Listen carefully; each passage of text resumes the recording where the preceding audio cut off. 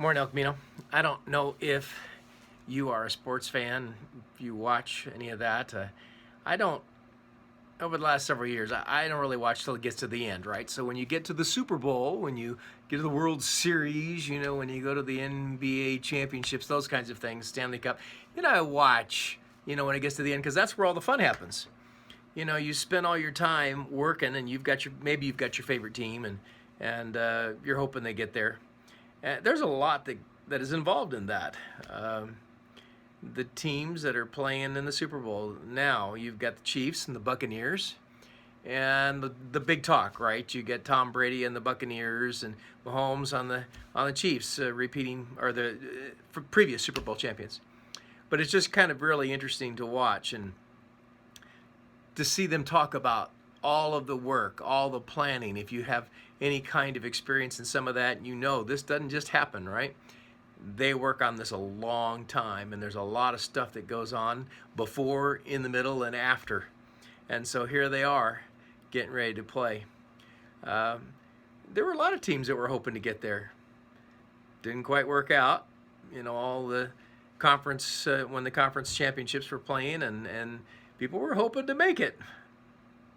It didn't happen. You're only going to have one, right? You're only going to have one Super Bowl champ, and the other people you'll completely forget about and probably won't remember much. Even a couple years from now, you won't remember who won. But it takes a lot to get there, a lot of planning. This is from Proverbs chapter 16, verse 9. It says, "The heart of man plans his steps, but the Lord establishes his steps." We make plans and should. We need to have a vision, a plan for what we're doing, whether that's personally, as a church, at work, whatever it may be. You kind of want to know where you're going and how you think you're going to get there.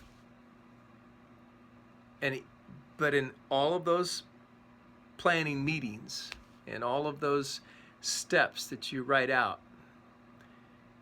it's the Lord who establishes them.